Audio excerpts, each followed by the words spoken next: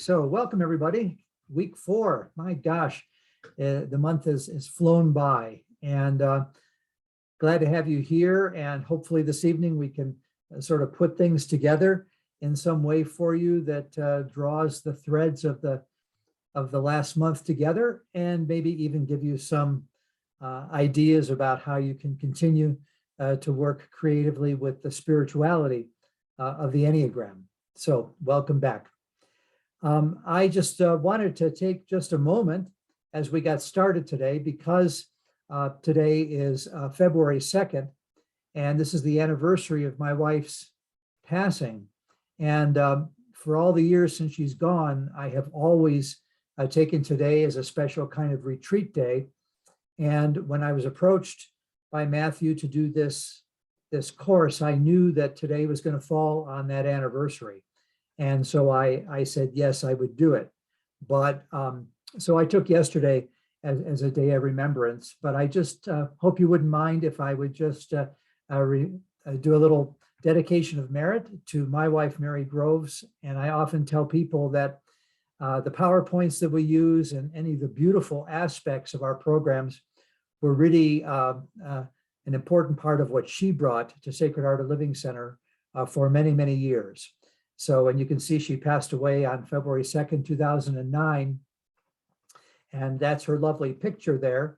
And her favorite quote was a line from a Mary Oliver poem. Tell me, what is it you plan to do with your one wild and precious life? And she lived almost 10 years with cancer.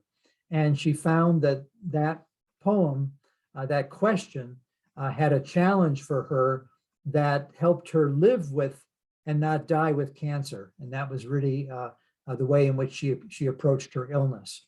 So I'm going to light a candle here by her picture, which is in my office.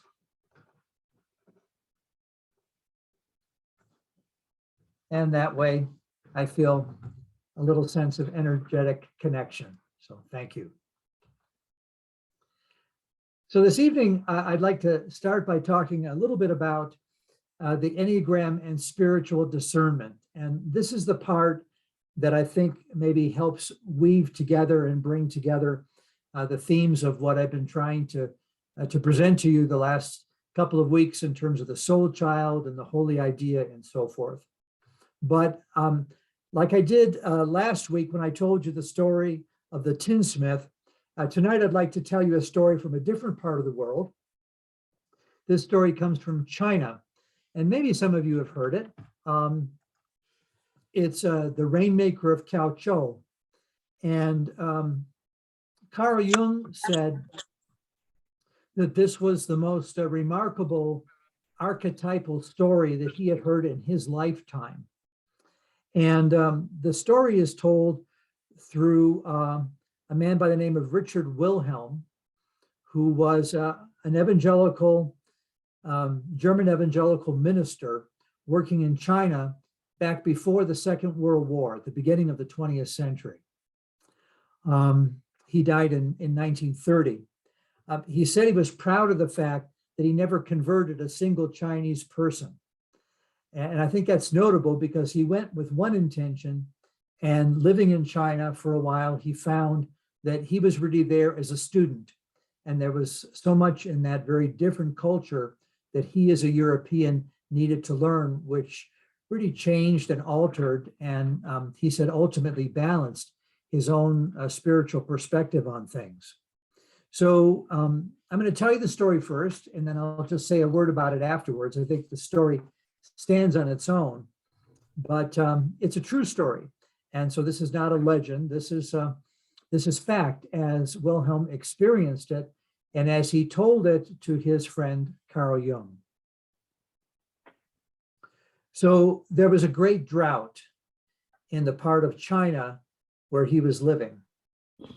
It was the summertime, maybe July or August, and there had been no rain for many, many months, and the monsoons did not come in. And there was a fear, this was 100 years ago, that without rain, all of the crops would die, and the animals would die, and the people themselves might die of starvation. They were desperate.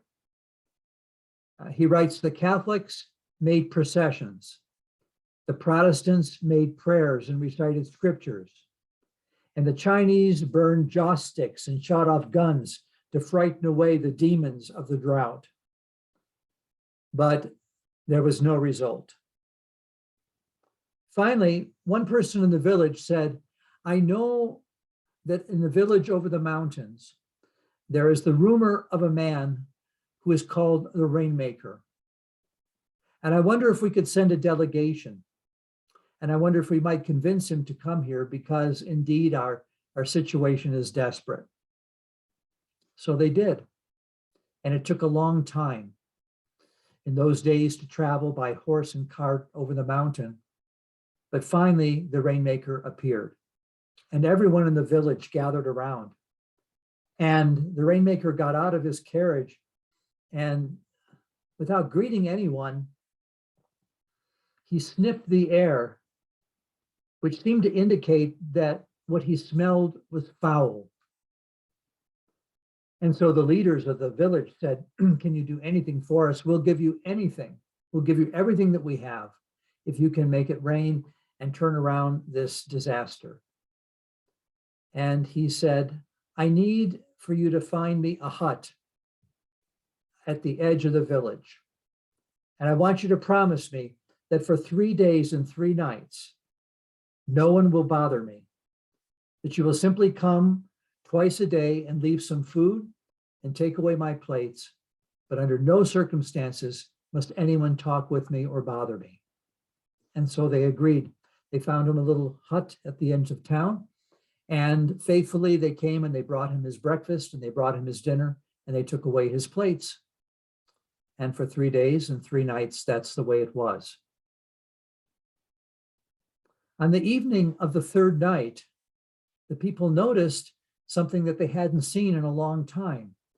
There were some clouds gathering that began to cover over the face of the moon.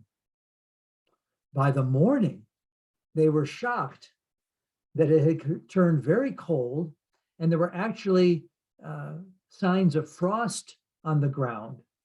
And by midday, there was something absolutely unheard of in this village in the summertime. It started to snow.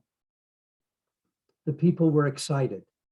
They ran to the hut at the edge of the village, and they pounded on the village hut and said, please come out. Please, Rainmaker, look at what you have done. And indeed, the Rainmaker came out and he looked around. And they said, tell us what was the magic that you used? What kind of prayer, what kind of ritual did you perform? And the Rainmaker said, oh, I didn't do anything special. And they said, yes, but look at the moisture for the first time in snow. It never snows in this part of the country. And the Rainmaker said, well, I'm not responsible for making it snow. And they said, well, then how do you explain what happened? And he said, oh, that. Well, you see, when I got out of my cart and came into your village, I could smell that something was wrong. It was evident to me that your village was not in Tao, in balance. And so I needed to have 3 days and 3 nights away, alone. And I needed to come into Tao, to come into balance myself. And when I did, well, of course, everything else changed. And Tao also came into your village, and the moisture began to appear. And that's all that he would say. He demanded to be put back on his horse in the cart and taken back to his home village. Carl Jung said of that story, that true story from northern China, that it was a kind of inoculation of the true spirit of the East. It was the final gift that was given to this German Christian missionary to learn the difference between how East thinks and West thinks. Jung said that this story is a consummate paradigm of the synchronistic power of what happens when we are able to do our inner work. And that the effect of doing that inner work of just one soul, of just one person, has a ripple effect beyond what we can possibly imagine. And so the Rainmaker of Tao Chao became one of the famous and favorite stories of Carl Jung when he taught his students about synchronicity and about spirituality. I wanted to tell that story this evening because it was a nice way for me to get into this closing of our fourth session of our series. And in a way, it's similar to the teachings of Almas and the Enneagram of Holy Ideas and the Enneagram of the Soul Child, which Almas's student, Sandra Maitre, has been teaching us. Alma says here that the transmitted view of the Enneagram is that each Enneatype fixation is the expression of a limited mental perspective on reality, and that each of the 9 egoic perspectives is the direct result of the loss or absence of one of the holy ideas. He's saying the same thing that the Rainmaker said. We become addicted to ourselves, to our 1/9 of the truth. We forget our connection to the larger, to the divine, to the source. And when we can remember and go back through our soul child, and when we can set forth the holy idea again as our North Star to guide us into the future, then everything starts to change and shift inside of us, and automatically things begin to shift and change around us in our world as well. So the Enneagram becomes like this beautiful symbol of the Mobius strip, the inner work that is done for the sake of outer change. And if I was to try to sum up my passion about the spirituality of the Enneagram, and I know that that's not the emphasis necessarily today in a lot of the writings that are done. The Enneagram has become coffee table conversation and pop psychology, and none of that is bad, but it always makes me sad because it's really only the surface of what the tool was ever meant to be. These deeper perspectives that we've been trying to process a bit here in these weeks together are really what the Enneagram is about. It's not about my knowing what type I am or what wing I am. Who cares? So what? That won't change the universe. But it's when I really, with that knowledge, am willing to dive deeper and do the inner work of the Enneagram, which is tonight's agenda, that I can trust this outer change occurs as well. So that's why maybe in the mystical tradition of the Enneagram, the ultimate consummate spiritual practice, the only reason you would even bother to do all this hard work of Enneagram study is so that ultimately you would have the power of discernment, which is a spiritual power. It's one of the innate spiritual senses that the soul has. In the West, and including in many of our religious Western influenced traditions, including, I have to say, in my own Christian tradition, spiritual discernment was often seen in terms of the image there, a fork in the road. This way is good, this way is evil. I have to choose something, which is what discernment is. That's the fork in the road. Whereas in reality, the tool of the Enneagram, just like all mystical traditions, teaches us, yes, there's a this way, and yes, there's a that way, but there's always another way. So the discernment of the Enneagram is a more subtle discernment. And I think it's the one, when we go back to the roots of our mystical traditions, that really names the spirituality that makes sense. Otherwise, we fall into a kind of dualism of right and wrongism. I've mentioned Ignatian spirituality throughout this month together. Ignatius is the last of I would say, classical mystical Enneagram teachers. Shows up there in Iberia in 1491, just as the whole world is starting to change, and we're getting into inquisitions and book burnings and the purging of Europe of Jews and Muslims. Ignatius is the last thread who, out of that awareness, out of his Basque background maybe, recognizes how foolish that whole approach to religion and spirituality is, and creates his spiritual exercises, which I think have a strong Enneagram drumbeat to them. And they become the textbook. Some have called Ignatius's exercises the West's first wedding together of spirituality and psychology. Because the challenge of how we discern things using our soul senses is that we have to bring together our memory, our understanding, and our entire will. Maybe some of you have heard the hymn, the Ignatian hymn, "Take, Lord, receive my liberty. Take and receive my entire memory, my understanding, my entire will." That's the ultimate blessing of Ignatius. So that's what I'd like to work with this evening.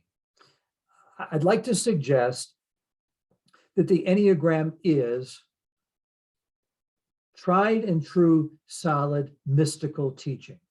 It's not some psychological tool that showed up in the 1960s in Berkeley, California. I'm going to hold out for the fact that it is the deepest expression of mysticism, because I think mystical spiritual traditions have three qualities about them, no matter what religious culture they come out of. Mystical spirituality, first of all, believes that you trust yourself. It's your experience of the divine that matters, not what someone else tells you. Mystical spirituality is never dogmatic, it's experiential. And that's why I think the Enneagram fits in that category. Mystical spirituality has a deep taproot in whatever our mother tongue religious tradition is. But it knows that, the mystic knows that that same truth can be found in every great spiritual tradition. So the mystical seeker is less obsessed about their part of the truth and more curious about what all spiritual traditions have in common, without losing my own taproot ground. And finally, we know that this is a mystical tool, the Enneagram, because ultimately it doesn't coddle our ego self, our personality. Mystical spirituality challenges us and puts us face to face with pain and suffering, which is part of the human experience. And if it doesn't teach you what to do with your pain, it's not real religion. It's not real spirituality. And the Enneagram teaches us how to wrestle with our own inner demons, but not in a way that says, well, if I could just cut that out of myself, then I would be virtuous or saved or redeemed. But in that beautiful way that says, no, even the shadow side of myself has something important to teach me. My suffering becomes a great teacher.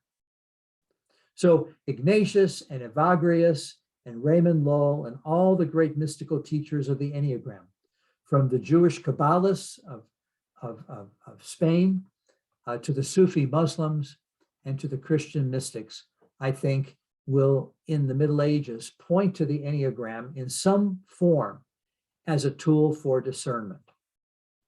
And Ignatius sort of sums that up by saying, you know, the ultimate practice of discernment, which is what I'd like to invite us into this evening, is the art of asking a sacred question, a courageous question. And our question tonight, which is a universal one, could be something like this. Name something that is important in your life right now, around which you are struggling for clarity and direction. Every human being at some point in life has that going on inside of themselves.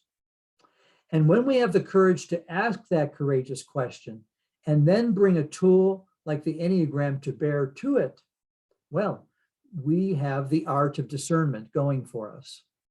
Here's my little cartoon of the evening about making courageous choices out of courageous questions. There's the comforting lies line, and there's the unpleasant truths booth.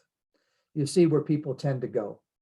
We want to kid ourselves into thinking we can figure this out ourselves, or that we can make these difficult choices and ask these courageous questions without struggling, without suffering. And that's just not the way it is. The Enneagram doesn't pamper us, but nor does it torture us with a false kind of dualism that makes me beat up on myself and tell me that I'm ultimately rotten to the core. The Enneagram affirms that ultimately I am created in the image and likeness of God. So that's my little 2 bits on the Enneagram and spiritual discernment from history. It's the reason why I've been teaching the Enneagram at our center for 25 years. I'm not interested in the psychology of it. I'm interested in teaching people this as a tool that helps you discern the most important things in life. That's what I want to leave you with tonight. So I told you last week I was going to go deeper in introducing you to this thing called the Enneagram of Harmony. Don Richard Riso, one of our great 20th century Enneagram teachers, says, if we observe ourselves truthfully and not judgmentally, that's not so easy. We'd rather deceive ourselves. Seeing the mechanisms of our personality in action. What's the carrot? Why would I do that? Because we can wake up and our lives can be a miraculous unfolding of beauty and joy. The reason I do the Enneagram, every day in my life, I begin my day with my Ennea thought for the day that reminds me of my shadow self and also of my possibility. I do that every day because I believe that on the other side of that awakening, which is a continual kind of process, there is something miraculously beautiful and joyful. The Enneagram of Harmony, I think, is the last piece of the puzzle to maybe put this all together from this month course. You remember we talked about the basic Enneagram symbol as being divided into 3 slices of pie or 3 ballparks. The doing part in the gut space, the 8-9-1, the feeling slice in the 2, 3, and 4 segment, and the thinking slice, so-called, among the 5s, 6s, and 7s. So that's kind of basic Enneagram introductory vocabulary. But what we learn in the Enneagram of Harmony is that I will not solve the problem or discern the solution to a question staying in my own space, using what's in my backyard. It's too limited. It will probably take me just back to my personality self. That the spirituality of the Enneagram invites me into a divine harmonizing where I access all 3 centers when I'm asking a sacred question. And in fact, when I do that, what inevitably will happen is I will be drawn back to my soul child to remember what I forgot, and I will look at my North Star of my holy idea so I have a clear sense of where I'm going. I told you last week that there's not just the primary equilateral triangle of the 3, 9, and 6. That's one obvious one when you look at the symbol. But that there were 3 equilateral, triangle, harmony Enneagrams. In addition to the 3-6-9, there is the 1-4-7, and there's the 5-8-2. And tonight I want to go a little deeper so that this isn't just an interesting theory, but that maybe you can experience that. Why is this important? It's important because there are three vital life forces. This is the mystical Enneagram again, that are necessary for the wholeness, the harmonization of the heart and soul and mind of every person. Each of us needs some connection to the active yang energy, if you will, of the 3, 7, and 8, the receptive energy or yin energy, if we could use Taoist language again, of the 4, 5, and 9, and the balancing yin-yang energy of 1, 2, and 6. All of us need all three. So if you go back and you look at this, you'll notice then that every type, because of the triangle that I'm related to, is automatically connected to one of those three energies. That I have to have a leg in all three when I'm making important soul-based decisions, or else the conclusions that I'll come to out of my personality will be imbalanced. So, for example, let's just look at this again, another way. When I ask myself a question from my heart space, really what's going on in the 2, 3, and 4 is some variation of the question, what is my heart feeling about this issue? That's my home base. That's my EQ, is highly developed, my emotional quotient. If I try to solve my sacred or courageous question just with heart space energy, I'm going to not find a solution. I'll find a solution that might satisfy my ego short term, but in the long term will never lead me to a balanced spiritual, soulful conclusion.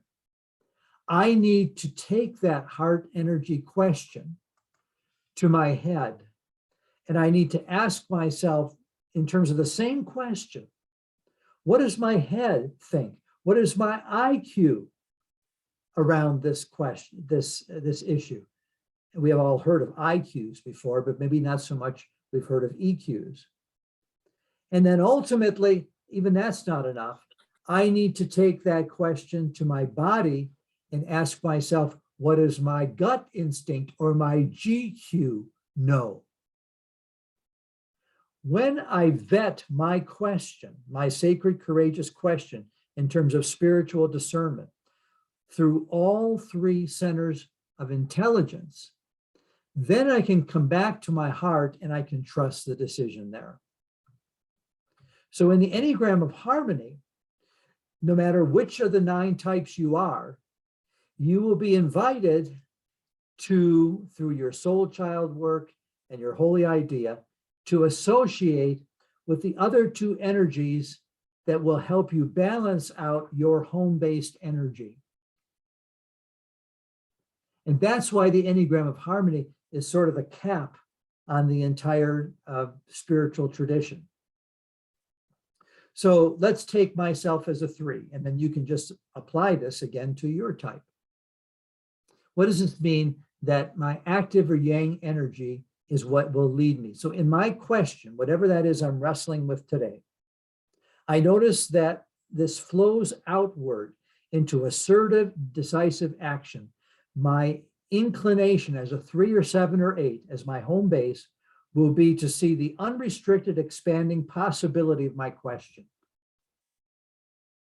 These are the types that most readily reach out and make things happen in the world. And that's why it's called assertive energy. But you see, that can also be an ego trap. It's a good energy. But when I take my 3 energy and move to my 6th place, which is in the head space, I begin to get in touch with yin energy, which flows inward as openness and receptivity. This vital energy is underdeveloped in our modern busy world. We 3, 7s, and 8s, we're often affirmed out there in the world. Yeah, go do it. This withdrawn energy is not respected. That's what the Rainmaker of Kiao represented, that yin energy. Everybody else was running around trying to fix it, doing the prayers, doing the rituals, but they couldn't change nature. The yin energy was needed. But even that is to, let's say, right brain, left brain. Then that energy needs to be brought into the balancing energy, where I reconcile both the active and receptive energy. And in that balancing act, I can really begin to find the vital force and guidance for my sacred question that I can trust. So, when I ask you this evening to spend a little bit of time with that sacred question, like what's up for you right now? What are you struggling with? What are you fearful of? What are you anxious about? And again, I know we could look at the global situation. We could look at COVID. We could look at the Ukraine. We could look at politics. A sacred question always brings it back to something very personal and intimate. And trust that if there can be a shift here, as you saw in that story, then out of that Tao and balance, in fact, I become a ripple on the pond of life, and I can begin to affect those things that seem way too big for my own personality and energy. I hope you're following. So the question, name something important in your life around which you are struggling for clarity and direction. When we go into our journal time now, I'd like you to begin there. And I would challenge you to see if you could name something extremely concrete. Maybe it's about aging. Since I'm in my 70s, that one comes up a lot, but try to get it more specific. Aging as in, I really wonder how much longer I'm going to be able to have the wherewithal to teach the classes, which I love teaching, that give me so much life. Maybe it's something very specific. So try to name the question first. And then after you've named it, and it takes courage to do this, then go to the Enneagram of Harmony. And wherever your home base is, whether your starting point is heart, head, or gut, ask the question first, what does my heart feel about it? What does my head think about it? What does my gut instinct know about it? Start there, start in your home base. And then swing around in a clockwise direction and take the same question to the place on the clock, on the dial, and vet your question through your thinking center of intelligence and your gut center of intelligence, and then bring it back to your home space. And see if there's some kind of harmony that begins to occur from these 3 different ways of poking at your sacred question. Again, you're not just going to get that here in a few minutes, but it can be the start of what I hope will be the takeaway from this course that I'd like you to be able to continue to work with in terms of spiritual discernment in your life. So start with your courageous question and then vet it through the Enneagram of Harmony through these 3 questions. Okay, so it's in my time zone, it's 7:30, it's about 20 some minutes before the hour. Let's give ourselves about a good 10 minutes, say 12 minutes. So we'll come back at 10 minutes to the hour and bring back with you either just your question. If you got that far, that'd be great. And if you got your question, maybe what you started to notice when you worked with the Enneagram of Harmony. Okay, so that'll be our starting point for some conversation. Okay, let's go ahead, and then we'll have some questions and answers afterwards.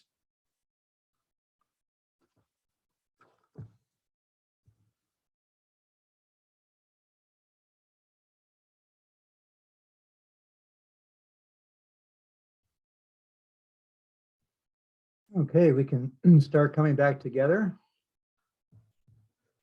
See how that was for you.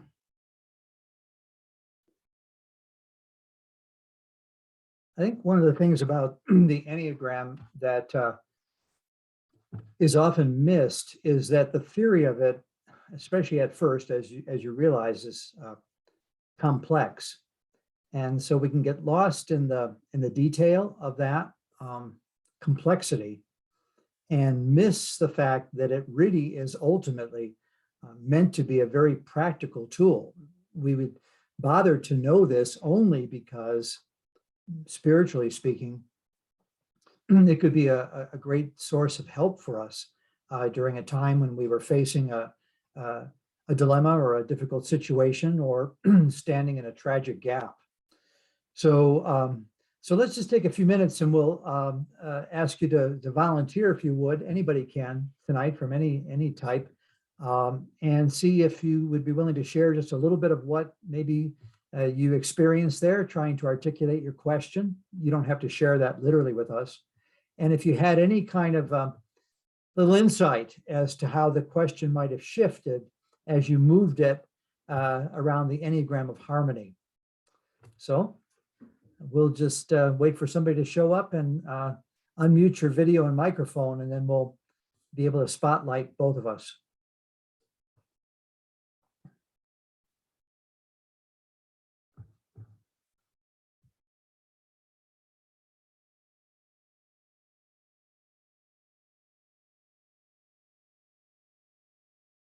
Anybody? Anna? Yeah, go ahead. That's great. Okay. So I have a very specific question that I'm not going to say what it is, but That's okay. something I've been struggling with that I have to make a decision in the next couple of months. And so I started, I'm a 1, so I started with, what does my gut instinct know? And so I'm telling myself it may not work, may not take care of things. If I choose this one path that's being proposed, there may be some unwanted, unintended consequences that might make my quality of life worse. So really, my gut literally clenched with anxiety about it. So then I went to, what does my heart feel? Fear. And I think I'm a 2 wing also, stronger than the 9. So also a desire to protect myself, keep myself safe, desire to please, though, too, the people who have been advising me on different viewpoints about what to do, not to offend their backgrounds for, their base of making these recommendations. And then I went to my head, and I didn't even realize until that I had, I guess, subliminally picked up something from one of your slides, because I started to write, well, I need more data, which is always typical for me. I mean, I want more data, but I need someone who I can trust, their experience, their track record to advise me if I go ahead with this path. And then many people have apparently benefited from this pathway, but it's still a risk. And then I wrote, perhaps there is another way. And I mean, that just started flowing out of what I was telling myself. So then I started just brainstorming with myself. Well, what are some other things I could do? What are some other alternatives that I might consider? So that's kind of where I left it, is, yeah, I want to investigate, look for some alternatives other than the 2 opposing choices that I've been considering. Brilliant. Oh, Donna, that's a wonderful illustration of exactly the Enneagram of harmony. So stop and think about it. One of the type 1 inclinations is to see the world in terms of black and white. That's definitely a personality characteristic, and it's not bad. That's just, you got to know that. And look at what started to happen as you moved and looked at it. It's not like the answer was in the heart space or in the head space, but it began to inform, it began to broaden and loosen up a little bit that that sort of yes or no perspective, so that when you were able to bring that back, well, there it is. Good discernment, Ignatius would say, is always to realize there's another way. In a tragic gap, it's not this or that. There's often a third way that emerges, but we don't see that third way in our personality. Our personality, we get trapped into old addictive ways of processing things. So it's a perfect example of standing in a tragic gap with a dilemma and not finding the exact answer, but allowing yourself to unclench, untighten around that, so that the soul can begin to reveal to you maybe some ways that you would never have come to in your own sort of home space. Brilliant. This was really helpful. I was not sure what would come out of it, but it was really helpful. Well, I mean, that's the art of spiritual discernment right there. It truly is. So it's just you and again, you can see where maybe all of you can see where it wouldn't matter where you would start, wherever your home base is. And I think what I really appreciated, Donna, what you caught at the end is that you didn't just stay in the heart or the head, you brought it back home. So that part is sometimes missing in the Enneagram of harmony. I've got to bring it back. And then all of a sudden, it's kind of like something opens up that I wouldn't have come to in my ordinary way of thinking. And that's awesome. All right, good. Well done. Thank you. Well Thank done. you. Yeah, no, excellent. Good. Somebody else like to maybe ask a question about it? Maybe the process itself is not clear, or maybe you have something you'd like to share, like Donna did.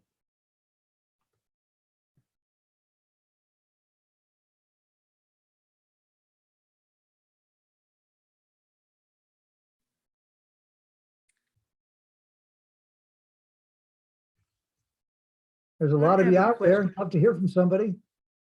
I have a question. All right. I'm a 9 with a 1 wing, and I want to understand a little bit better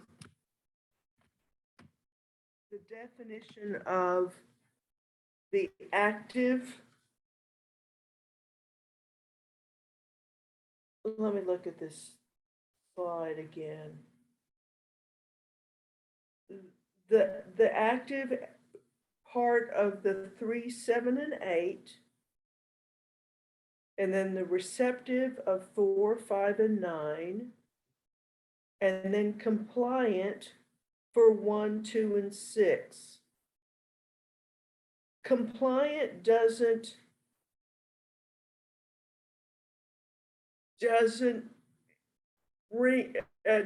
do anything for me. I need another word. Yeah, I think for the term itself, yeah.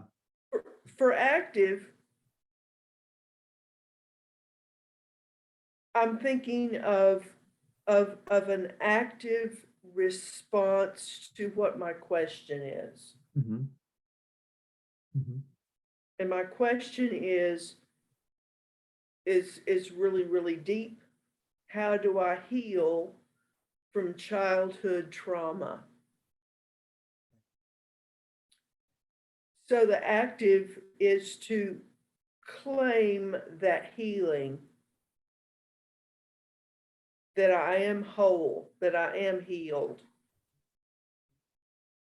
The receptive is to be open to that healing, to that yin energy. But for compliant, I'm having a hard time with that. Good, very good. Well, first of all, thanks for being courageous as a 9 and putting yourself out there and asking a really profound question. So let's look at your triangle, if you will, okay, the 3, 6, 9. Okay. Yes. So 9 is the home base.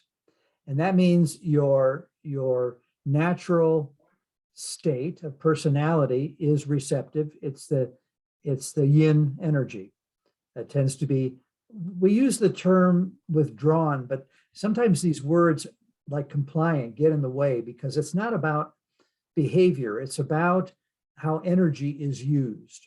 So the energy in the 9 and the 4 and the 5 is contained, the more comfortable place, the way to survive in the world. The 9, 4, and 5 learned that by not putting myself out there first, but by stepping back. Okay, so where do you go? In the gut, you need to move to the heart. In the heart, you access your yang. So you put the opposite together. 3 and 9 are almost polar opposites, but 3 is the soul child of 9. Huh? That's where you learn that no, there is this innate energy in you. It's just by life circumstances, it wasn't allowed. You didn't feel safe activating it. It was safer to take a withdrawn position. Okay. So what you end up with now is opposites almost with 3 and 9. You can see yin and yang energy, like the Tao. So when we move it to 6, to compliant, let's drop the word compliant. Let's use the word balance. So just as the 9 tends to be more withdrawn and the 3 tends to be more energized and outgoing and assertive, the answer, the solution to the question is not going to be found in one or the other. It's found in how to hold both together in a kind of balance. Okay. So if you think of compliant as that, drawing together, harmonizing might be a better word than compliant. Uh-huh. Then Yes. that's going to be the place for you. Thank you so much. Okay, good. Because then when you take that and you bring it back home, the 9's going to look different. You're not going to feel like a victim of the universe. You're going to feel an energy that's able to more effectively go back and see where the wound was and not stay stuck with that. That would be the ultimate. Yeah.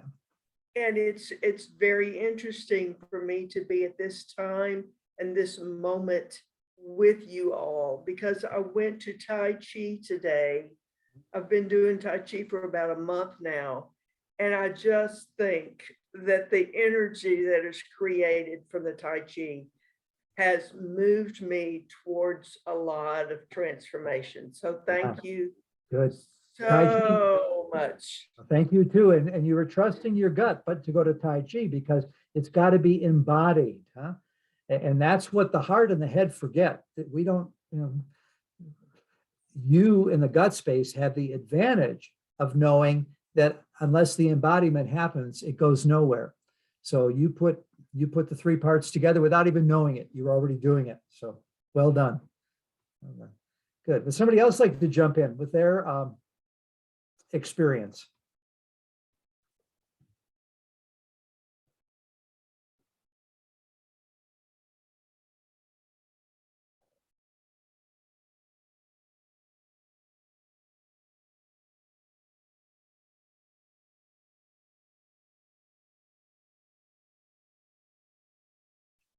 Okay.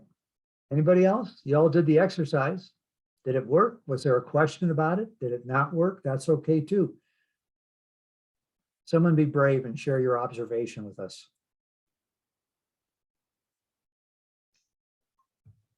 I have another question. Okay.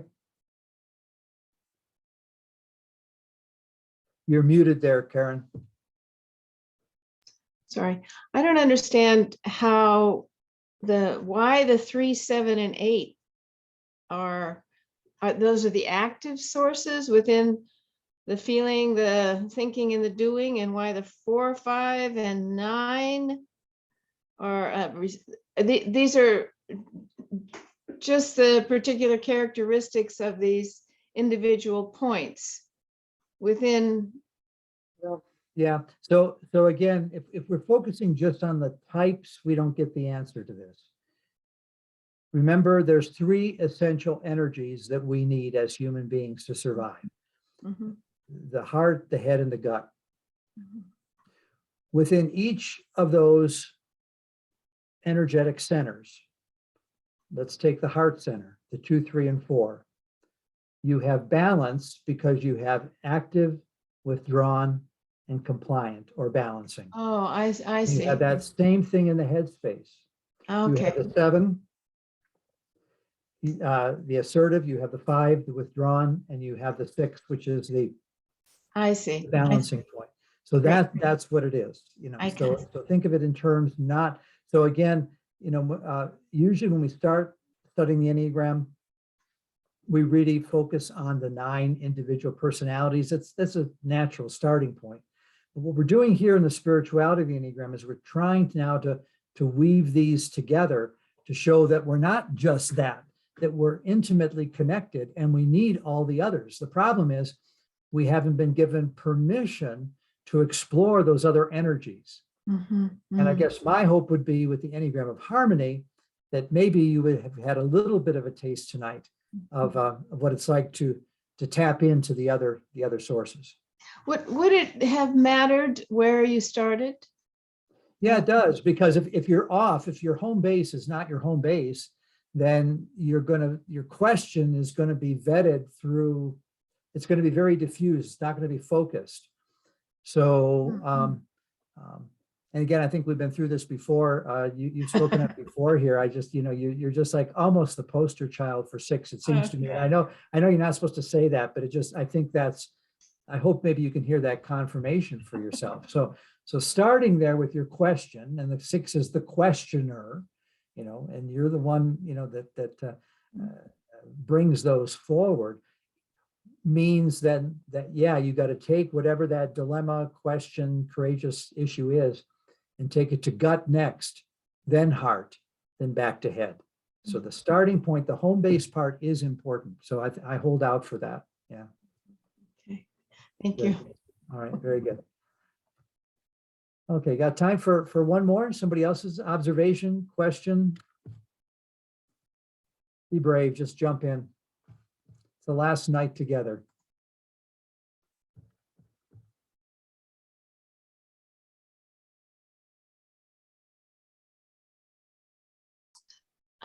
Can I ask another question? Yeah, I'd love to, but I'd love to just get somebody else's voice. Thank you. Barb, I see you showing up there. That's great. Go Yeah, ahead. yeah.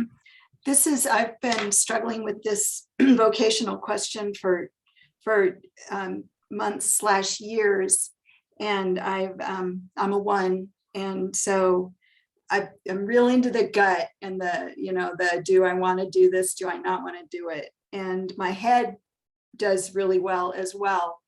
What I found was that the heart had something to offer Good. that I hadn't listened for before. All right, So. good. And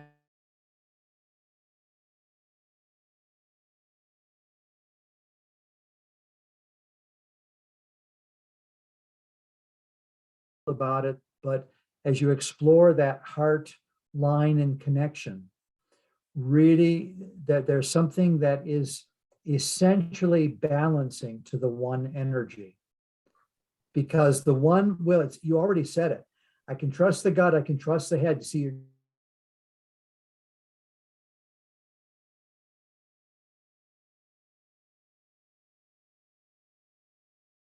there's something about the symbol itself which is remarkable, that it really does move in a clockwise or a blessing direction, the mystics would say. Mm.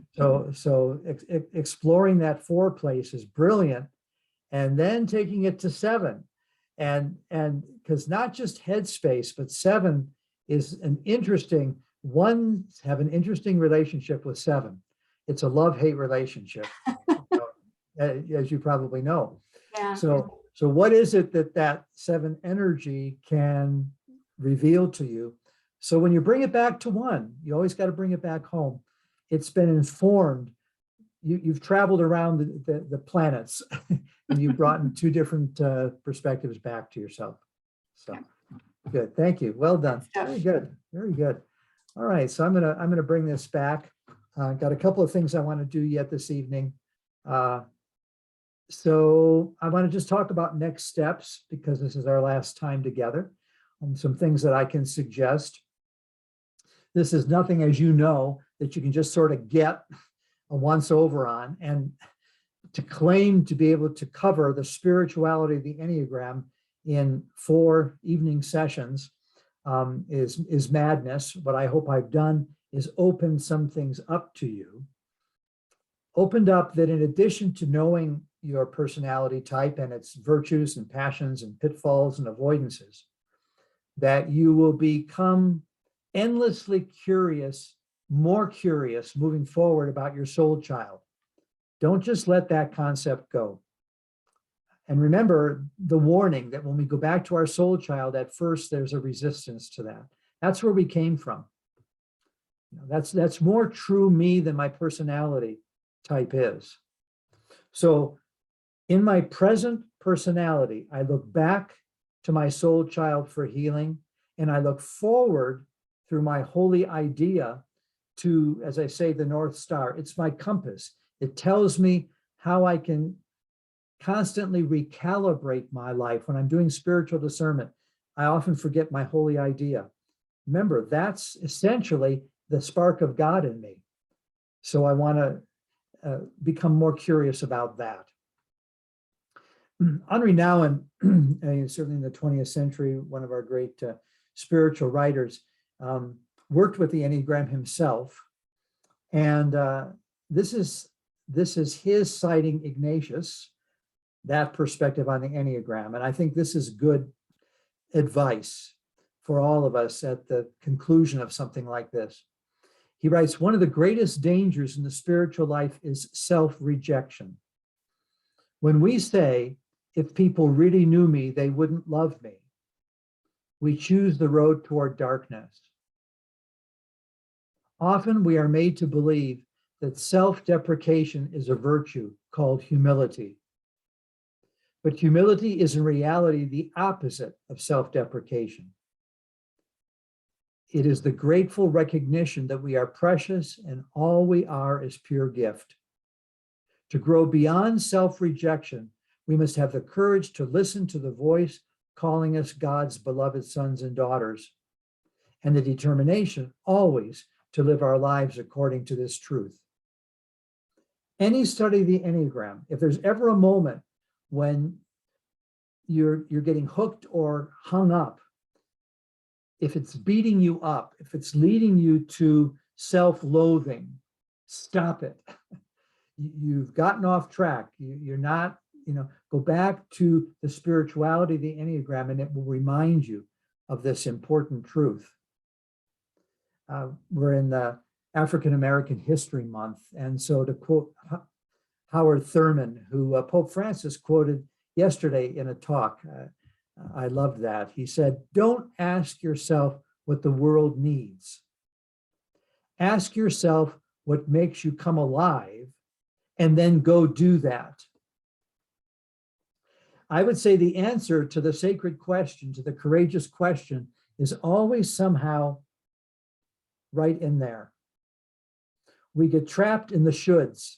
We get trapped in the voices of compliance of what others say or we think they are telling us to do.